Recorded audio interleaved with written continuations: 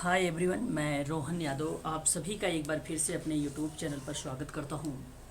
जैसा कि आप सभी लोगों को पता है कि मैं अपने यूट्यूब चैनल पर समाजकारी से संबंधित संपूर्ण जानकारी आप लोगों को प्रोवाइड कराता हूं। मैं प्रत्येक रविवार को दोपहर 1 बजे से 2 के बीच में आप लोगों से प्रीवियस ईयर का क्वेश्चन पेपर सॉल्व करवाता हूं। लास्ट संडे को जो हम लोग पेपर कर रहे थे, जून 2007 का समाज कार्य का प्रश्न पत्र कर रहे थे, उसमें हम लोगों ने लगभग 27 क्वेश्चन को देखा था। आज हम लोग इसी के आगे बात करने वाले हैं समाज कार्य में, जो विगत वर्ष जून 2007 का प्रश्न पत्र है, क्वेश्चन नंबर 28 से लेंगे। अगर हम बात करें क्वेश्चन नंबर 28 के बारे में, तो यहाँ पे अभिकथन कह रहा है कि समाज कार्य प्रशिक्षण का उद्देश्य मानवीय संसाधन वृद्धि कार्य को जीवन में जटिल वास्तव को तथा भयावह स्थितियों से निपटने को सक्षम करना और परिस्थितियों के शिकार व्यक्तियों को अवांछित अभाव से अपने प्रयत्नों से उभरकर सामान्य स्थिति में आने की क्षमता प्रदान करता है। तो ये बात सही है। आप लोगों को बता दूं, मैं समाज कार्य प्रशिक्षण का जो उद्देश्य है वो बेसिकली मानवीय संसाधनों को वृद्धि करने की बात करता है। जटिल और जो भयावह स्थितियां होती है उसको निपटने में वो जो है एक प्रकार से मदद करता है, उसे सक्षम बनाता है। अवांछनीय जो बिहेवियर होता है उसको भी समाप्त करता है। तो ये स्टेटमेंट आपका सत्य है। 28 का जो अभिकथन है ये सही है। कारण की बात अगर हम लोग करें तो पेशेवर सामाजिक कार्यकर्ता व्यावसायिक हस्तक्षेप में प्रशिक्षण द्वारा विशेषता प्राप्त कर लेते हैं, लेकिन एकांतिक भाव से काम करते हैं, इसलिए वे अपने हस्तक्षेप की तकनीकी का मानक स्थिर नहीं कर सकते हैं। बात ये भी सही है। आप लोगों को बता दो, यहाँ पर आपका जो करेक्ट जवाब होगा ऑप्शन डी होगा कि बोथ ए और आर दोनों सही है। व्याख्या नहीं हो रही, यहाँ पे समाज कार्य प्रशिक्षण की बात हो रही थी, यहाँ व्यावसायिक सामाजिक कार्यकर्ता की बात हो रही है स्क्रीनिंग करने को लेकर, इंटरवेंशन करने को लेकर। एक प्रकार से अगर हम बात करें हस्तक्षेप से प्रशिक्षण प्राप्त करने की विशेषता को बताया जा रहा था, इसलिए आपका ए और आर दोनों सही जवाब होगा। ऑप्शन नंबर डी करेक्ट रहेगा। ये प्रश्न है NTA UGC net social work जो एग्ज़ाम होने वाला है 2022 का, उसमें मैं आप लोगों से प्रीवियस ईयर का क्वेश्चन पेपर पर डिस्कस कर रहा हूँ। और ये पेपर है जून 2007 का, जिसमें मैंने 1 से लेकर 27 तक के क्वेश्चनों पर चर्चा कर चुका हूँ। आज हम लोग इसी के आगे बढ़ रहे हैं। बात करेंगे क्वेश्चन नंबर 29 के बारे में। 29 कह रहा है कि अभिकथन यानी गुट बेसिकली क्या आता है, यहाँ पे अगर हम बात करें तो ये एक प्रकार से क्लिक संगठनात्मक वातावरण के लिए काटा, जिसको हम बोलते हैं न्यूसेंस। ठीक है, न्यूसेंस है। तो मैं आपसे कहूँगा कि ये स्टेटमेंट आपका सही माना जाएगा। ठीक है, तो जो गुट होता है वो संगठनात्मक वातावरण के लिए एक न्यूसेंस होता है, ये सही है, आप इसलिए इसको सत्य माने। दूसरी बात करते हैं जो विल से मतलब पिस्टोविक बोला जाता है इसको, और विल से वर्ग हितों में गतिरोध पैदा करती है, गतिरोध पैदा करती है। नहीं, ये गलत जवाब है आपका। यहाँ पर अगर हम बात करते हैं क्वेश्चन नंबर 29 के बारे में, तो आप लोग इसका सही जवाब क्या लगाना चाहेंगे, ए आपका सत्य है और आर आपका असत्य माना जाएगा। ठीक है, इस चीज़ को आप जो है ध्यान दीजिएगा। ऑप्शन नंबर आपका बी करेक्ट माना जाएगा। यहाँ पर क्वेश्चन नंबर हम बात करेंगे 30 के बारे में। मानव वृद्धि एवं विकास के सिद्धांतों के अनुसार प्रारंभिक विकास परिवर्तित विकास में सहायक होता है। क्वेश्चन नंबर 30 आपको अच्छे से पता होगा कि मानव वृद्धि एवं विकास के सिद्धांतों के अनुसार प्रारंभिक विकास परिवर्तित होता रहता है। ये तो सत्य है, सार्वभौमिक सत्य है। ठीक है, अगर हम बात करते हैं आर के बारे में, कहता अनसुलझी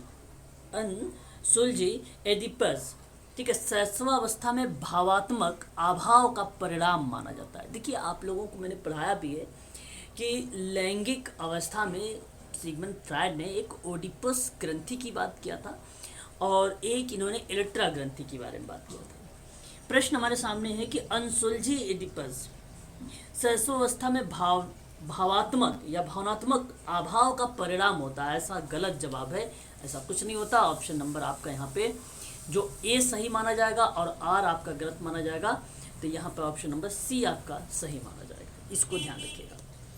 ठीक है, आगे अगर हम बात करते हैं क्वेश्चन नंबर 31 के बारे में, ये भी प्रश्न इंपॉर्टेंट है। सोशल केसवर्क के टूल्स की बात करता है ये, है ना।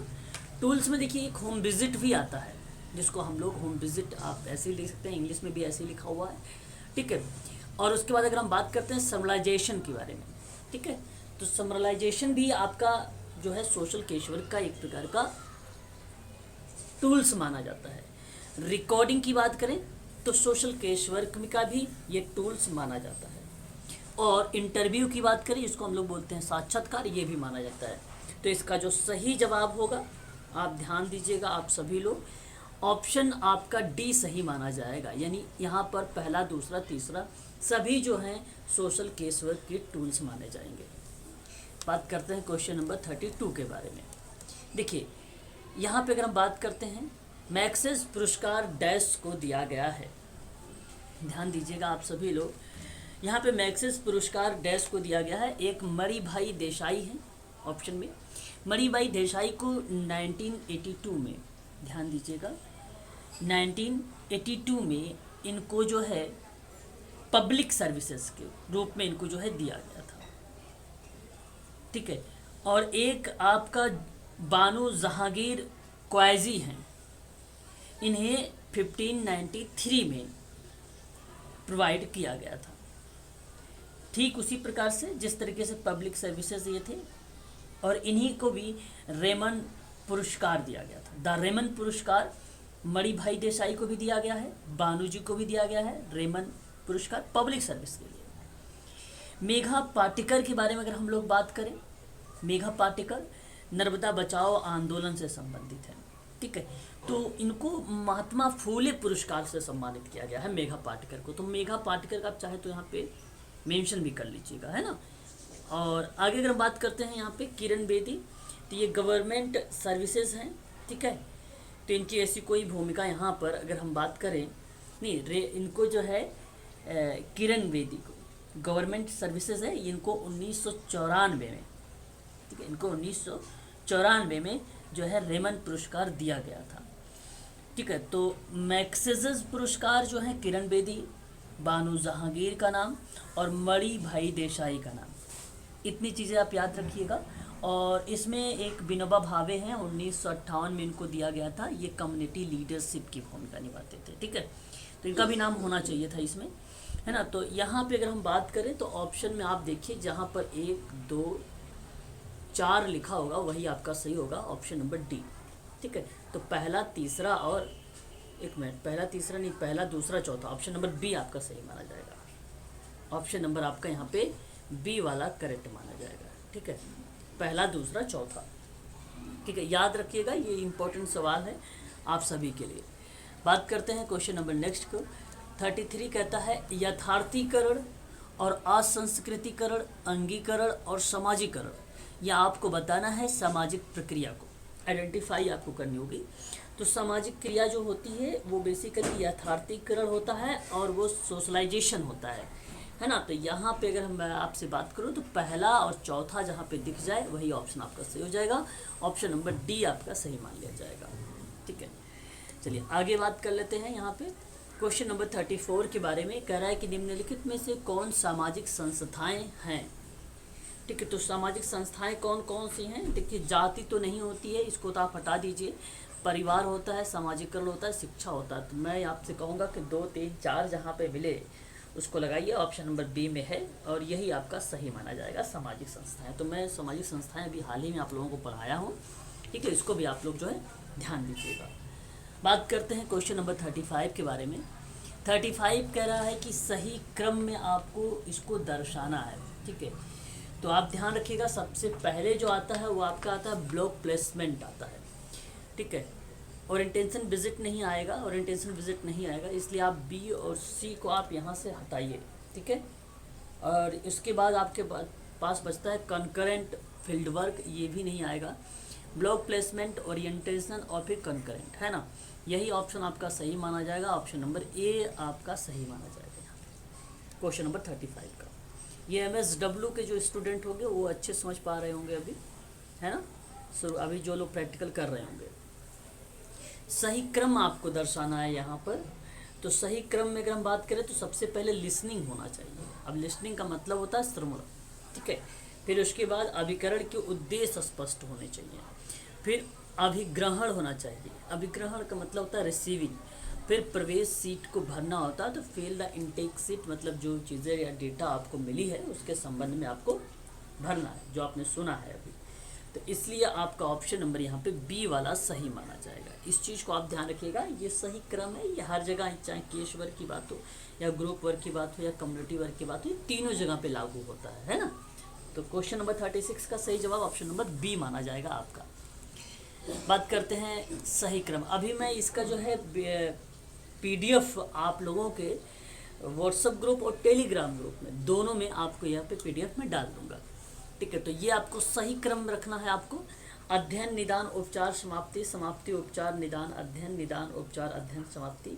तो यहाँ पे आप देख सकते हैं इसका क्वेश्चन नंबर 37 का सबसे पहले तो यह स्टडी होता है, फिर निदान होता है, फिर उपचार होता है, फिर समाप्ति होती है, फिर मूल्यांकन होता है। इसलिए आपका ऑप्शन नंबर जो होगा वो पहला वाला करेक्ट जवाब हो जाएगा, ठीक है, याद रखिएगा। क्वेश्चन नंबर 38 की बात अगर हम करें, देखिए ये भी सही क्रम आपको दर्शाना। बेसिकली ये सोशल वर्क रिसर्च से प्रश्न पूछा गया है ना। तो अध्ययन का शीर्षक, देखिए अध्ययन का शीर्षक तो पहला ही सत्य है कि ये होना ही चाहिए। तो अध्ययन का शीर्षक दो ऑप्शन में, आंकड़ा का संकलन आपका गलत हो जाएगा और विश्लेषण भी आपका गलत हो जाएगा, या तो आपका ए होगा या तो आपका सी होगा।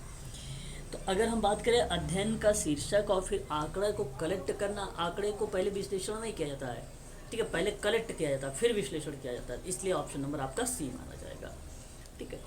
आगे अगर हम बात करते हैं क्वेश्चन नंबर 39 के बारे में, आंकड़ा संकलन है, फिर छानबीन, ठीक है। और उसके बाद अगर हम बात करते हैं तो सारणी बनाना होता है ना।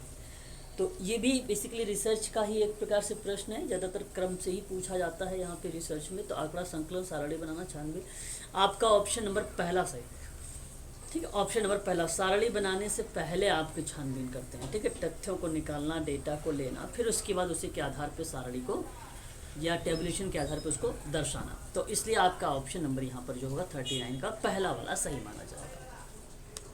सही क्रम आपको फिर दर्शाना है। फिर अगेन आपको जो है 2007 का ये पेपर है जून का, जिसमें रिसर्च को लेकर काफ़ी प्रश्न पूछे गए हैं। मतलब ज़्यादा यहाँ पे मान के चले तो आप लोगों को 4 प्रश्न पूछे गए हैं इससे, ठीक है, 4 प्रश्न आए हैं रिसर्च से और वो भी आए हैं आपका क्रम में।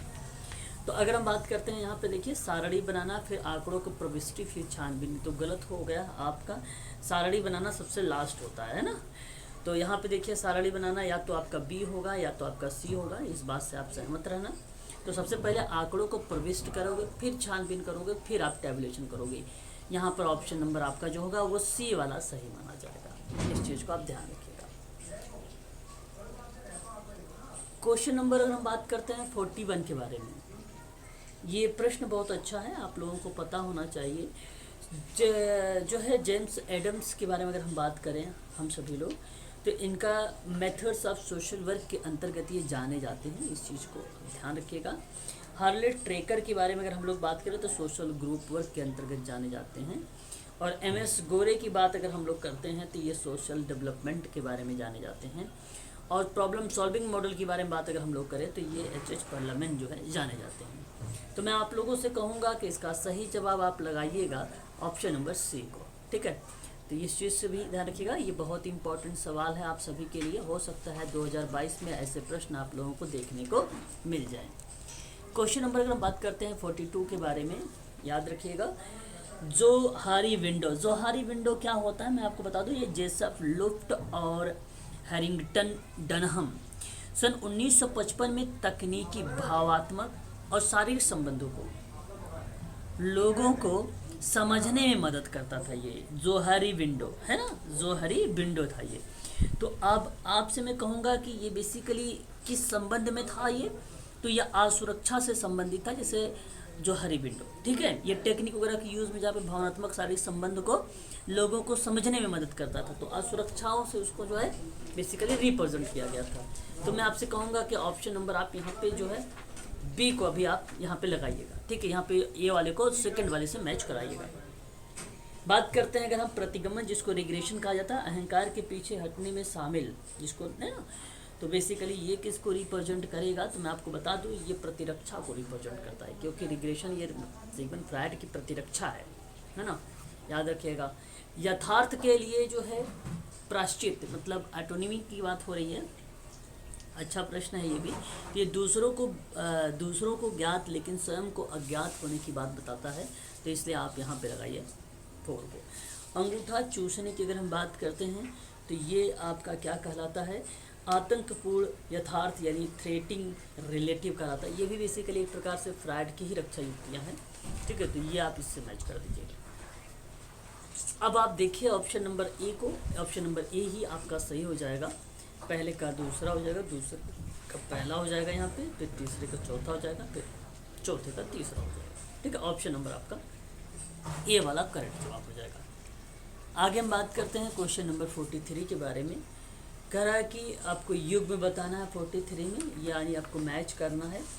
तो अगर हम बात करते हैं बर्ताव अर्थपूर्ण है, ठीक है। बर्ताव अर्थपूर्ण है तो आपका समुदाय संगठन है, ठीक है।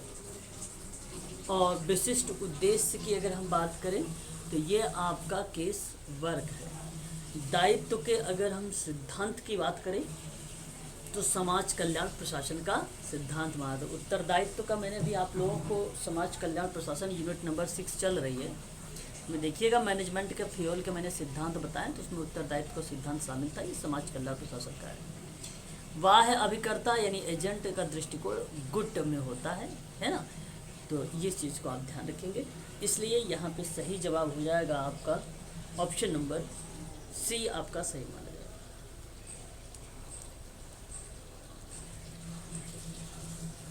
देखिए क्वेश्चन नंबर 44 की बात करें बी आर अम्बेडकर के बारे में। B R Ambedkar people education society के बारे में जिक्र किया था इन्होंने, है ना, इस चीज़ को ध्यान रखिएगा। सर दोराबजी टाटा की अगर हम लोग बात करें तो इनका जो नाम है graduate school of social work में जाना जाता है। सर रतन टाटा की बात अगर हम करें तो ये बेसिकली जाने जाते हैं स्ट्री इरास्तोगी मंडल, आपका यहाँ पे ये आपका सही मान लिया जाएगा। और फिर उसके बाद SND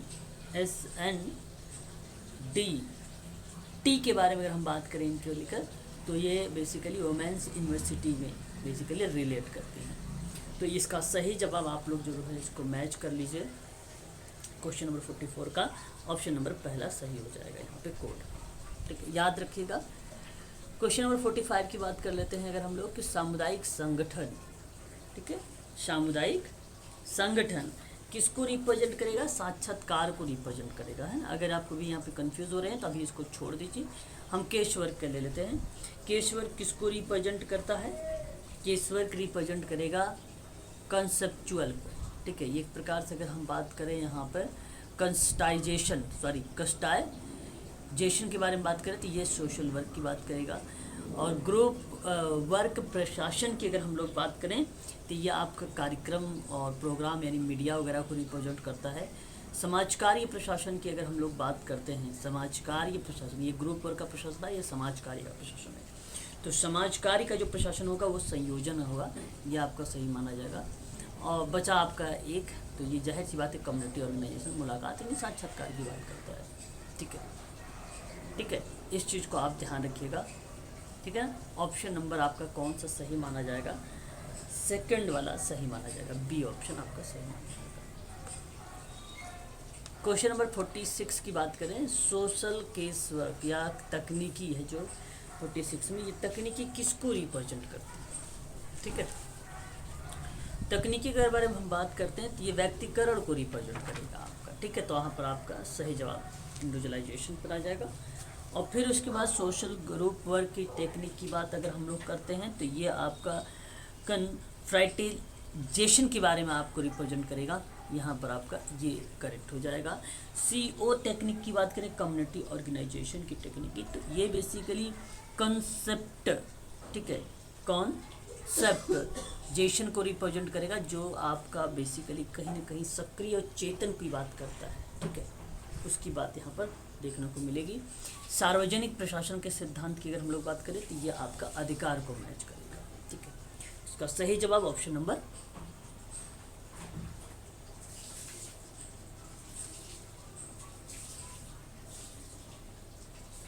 पहला सही माना जाएगा। इसका ऑप्शन नंबर पहला सही माना जाएगा। देखिए अगर हम बात करें यहाँ पे पहला और चौथा ऑप्शन दोनों जो है सिमिलर दिख रहा है, इसलिए ये प्रश्न जो है उसमें कॉमन नंबर दिया गया था इस प्रश्न का, लेकिन सही क्रम यही रहेगा आपका, है ना, ध्यान रखिएगा, ठीक है। क्वेश्चन नंबर 47 की बात करें, कह रहा है कि समाज सुधार, 47 की अगर हम बात करते हैं, समाज सुधार कार्य से रिप्रेजेंट होगा, समाज सेवा स्वयं सेवा कार्य से रिप्रेजेंट होगा, पर्यवेक्षण का जो कार्य होगा वो कल्याणकारी प्रशासन को रिप्रेजेंट करेगा, संयोजन जो है समाज की संरचना में परिवर्तन की बात करेगा। इसका सही जवाब ऑप्शन नंबर सेकंड सही माना जाना चाहिए। सेकंड नहीं भाई, ऑप्शन ए का दूसरा, ए का दूसरा, ए का दूसरा है, ए का दूसरा कहाँ पे है? Question number 47।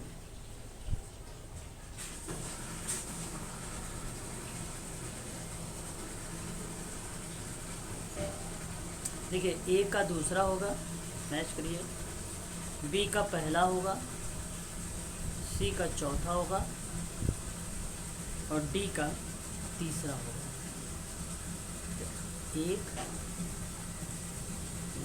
2 1 4 3, 2 1 4 3 नहीं, ये ऑप्शन सही रहेगा, ये वाला ऑप्शन सही मान लीजिए इसको, यहाँ पे ऑप्शन गलत आ गया है, ठीक है, यही ऑप्शन आपका सही रहेगा, ठीक है।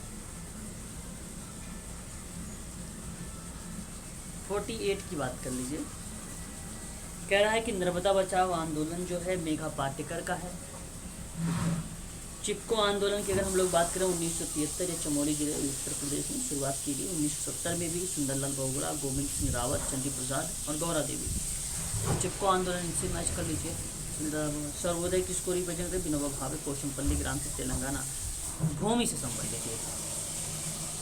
संपूर्ण क्रांति जो है आपको 1974 जयशंकर जयप्रकाश नारायण को। तो पहले का आपका जो है 2 हो जाएगा, दूसरे बी का अगर हम बात करें तो 1 हो जाएगा, सी की बात करें तो 4 हो जाएगा और डी की अगर हम बात करें तो 3 हो जाएगा। तो 2 1 4 3, 2 1 4 3 ऑप्शन नंबर पहला वाला आपका करेक्ट हो जाएगा, ठीक है, याद रखिए। आगे बढ़ते हैं। मैरी रिचमंड अगर बात करें तो मैरी रिचमंड किससे संबंधित है? सामाजिक निदान से संबंधित है। लीडिया रिपोर्टर की अगर हम बात करें, देखिए ये बहुत इंपॉर्टेंट नाम है, ये एग्जाम में 2 बार आ चुका है। ये संकट के हस्तक्षेप, क्राइसिस इंटरवेंशन की बात करती हैं ये। और H.H. पल्लवन की बात करते हैं, समस्या समाधान की प्रक्रिया की बात करते हैं। गेशल कॉनप का बच्चों संस्था में बच्चों के साथ ग्रुप वर्क की बात करते हैं। तो यहाँ पे आप मैच कर लीजिए। फिर अगेन आपका पहले का दूसरा हो जाएगा, फिर बी का 1 हो जाएगा, फिर आपका तीसरे का 4 हो जाएगा और उसके बाद चौथे का तीसरा हो जाएगा। तो 2 1 4 3, 2 1 4 3 ऑप्शन नंबर बी आपका सही हो जाएगा। ऑप्शन नंबर बी आपका सही हो जाएगा। क्वेश्चन नंबर 50 देखिए, आज का लास्ट प्रश्न है, ये आपका कंप्लीट हो जाएगा जून 2007 का प्रश्न पत्र समाजकारी का। परिवार आपको किसको रिप्रेजेंट करता है? एक प्राथमिक गुट है, यानी इसको प्राइमरी वर्ग के रूप में भी जाना जाता है। और प्रबंधित समिति की बात करें तो सेकेंडरी ग्रुप के अंतर्गत आता है, जहाँ पर मैनेजमेंट वगैरह सहायक प्रणाली के अंतर्गत आती है। भीड़ बेसिकली ये आपको क्या कहती है? भीड़ एक गुट है, एक क्लिक है ना, भीड़। और तिकड़ी, तिकड़ी एक असंगठित इकाई है। तिकड़ी का मतलब होता है तीनों, ठीक है, तीनों की बात की जा रही है यहाँ पर, ठीक है। तो ये एक प्रकार से संगठित असंगठित इकाई है। क्या है? असंगठित इकाई है। तो मैं आपसे कहूँगा कि पहले का दूसरा, पहले का दूसरे का 1, फिर 3, फिर उसके बाद 4। तो 2 1 3 4, 2 1 4 3, 2 1 4 3 4, 2 1 3 4, 2 1 4। ऑप्शन नंबर पहला वाला आपका सही हो जाएगा, ठीक है।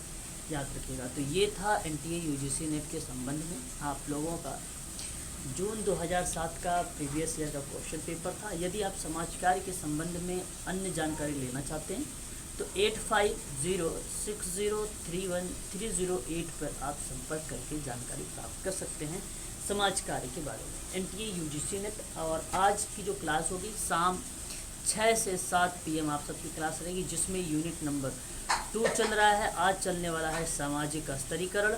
याद रखेंगे, आप सभी लोग क्लास को लीजिएगा। और एक क्लास आप सबका होगा 8 से 9, जिसमें आप सबका चल रहा है सोशल वेलफेयर एडमिनिस्ट्रेशन। ठीक है, तो उसमें भी हम लोगों ने लगभग 3 से 4 पॉइंट देख चुके हैं। आज जो है हम लोग बात करने वाले हैं राष्ट्रीय न्यास और कंपनी एक्ट के बारे में, है ना। तो कल हम लोगों ने 1860 की सोसाइटी रजिस्ट्रेशन अधिनियम है उसके बारे में देखा था। ठीक है, राष्ट्रीय न्यास के बारे में भी थोड़ा बहुत देखा था। तो आज जो हम लोग यहीं से इससे आगे जो है परिचर्चा करेंगे। ठीक है, चलिए आज के लिए इतना ही।